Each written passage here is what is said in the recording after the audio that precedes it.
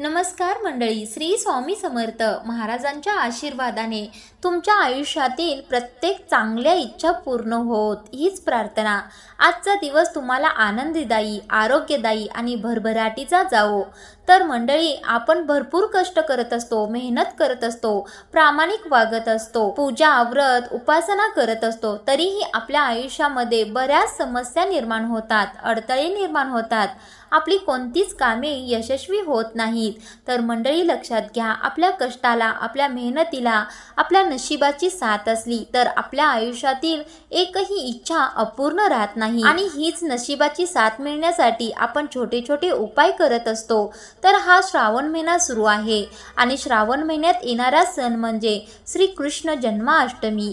ही Janmashtami 15 August रोजी शुक्रवारी आलेली आहे। या दिवशी आपण आपल्या नशिबाची साथ मिळण्यासाठी, आपले भाग्य उजळण्यासाठी एक उपाय करणार आहोत। हा उपाय अगदी साधा, सरळ पण अत्यंत प्रभावी आहे।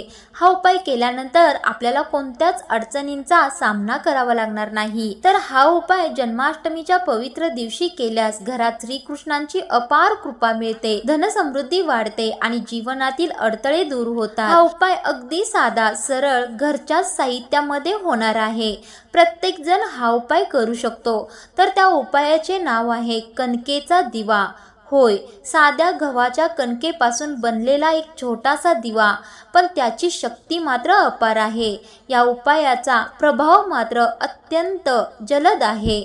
चला तर मग हा उपाय नेमका कसा करायचा, का करायचा आणि याचे फायदे आपल्याला कसे होतात ते सविस्तर जाणून घेऊया। तर कणकेचा दिवा म्हणजे तुम्हाला माहीतच आहे, तो गव्हाच्या पिठापासून आपण तयार करतो। आपण स्वतः गव्हाच्या पिठापासून आपल्या स्वतःच्या हाताने हा दिवा तयार केला तर याचे फळ जलद मिळते। या दिव्यामध्ये तुपाची किंवा तिळाच्या तेलाची वात आपण वापरणार आहोत। दिवा पूर्णपणे नैसर्गिक असल्यामुळे तो अत्यंत शुभ मानला जातो।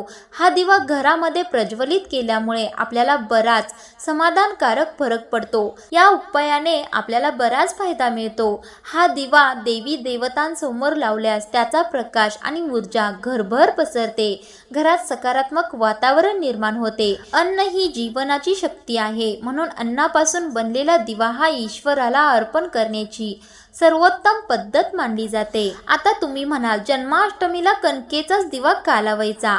जन्माष्टमी हा भगवान श्रीकृष्णांचा जन्मदिवस आहे। या दिवशी श्रीकृष्णांची विशेष पूजा, भोग, मंत्र जप केल्याने सर्व प्रकारचे दोष कमी होतात। कणकेचा दिवा लावणे धनलाभ, अन्नसंपन्नता आणि ऐश्वर्य यासाठी खास मानले जाते। गहू हा स्त्री अन्न मानला जातो आणि श्रीकृष्णाच्या कृपेने अन्नधान्याची कधीही कमतरता भासत नाही।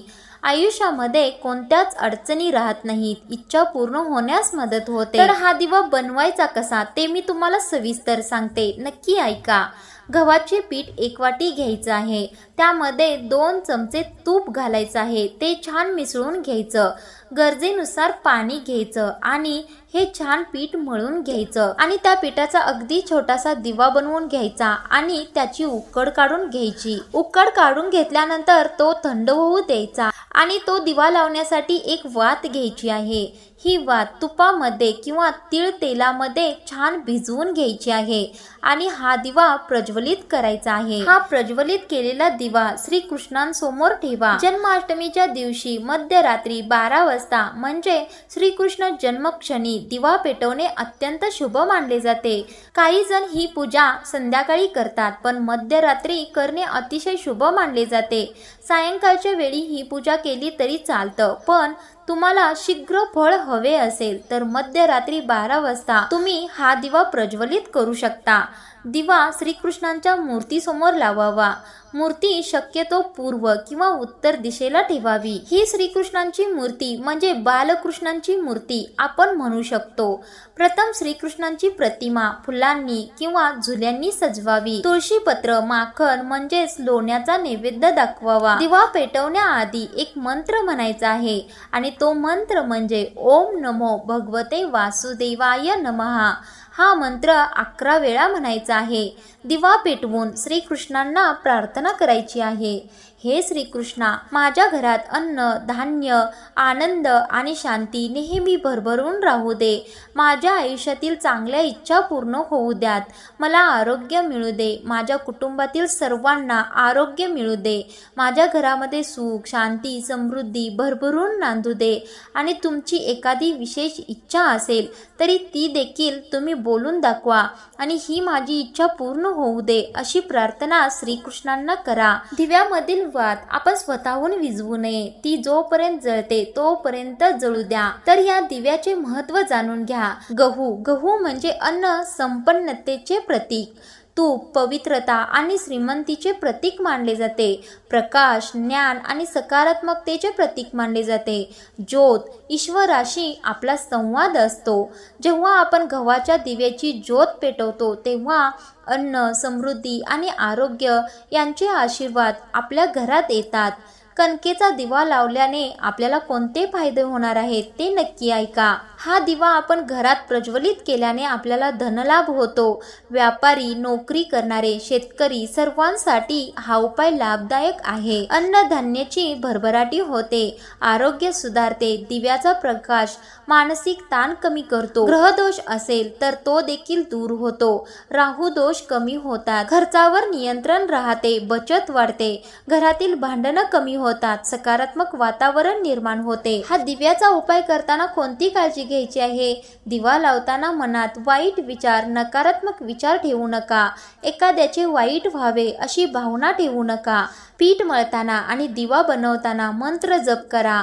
तो मंत्र म्हणजे ओम नमो भगवते वासुदेवाय नमः। तो दिवा विझल्यानंतर दुसऱ्या दिवशी एखाद्या झाडाखाली ठेवा किंवा पाण्याच्या प्रवाहामध्ये विसर्जित करा। हा दिवा फक्त पूजेसाठी वापरा, इतर कोणत्याही कारणासाठी वापरू नका। मंडळी, श्रीकृष्ण भक्ती ही फक्त मंत्र जप किंवा पूजा नसते, ती आपलं मन शुद्ध करण्याची प्रक्रिया आहे। जन्माष्टमीच्या या दिवशी आपण कणकेचा दिवा लावून श्रीकृष्णांना आपल्या प्रेमाची, भक्तीची आणि कृतज्ञतेची अर्पण करतो। हा दिवा आपल्या आयुष्यात प्रकाश, प्रेम आणि समृद्धी पसरवतो। या उपायावर विश्वास ठेवा, श्रद्धा ठेवा आणि पहा, श्रीकृष्णांच्या कृपेने तुमचं जीवन सुंदर आणि आनंदी होईल।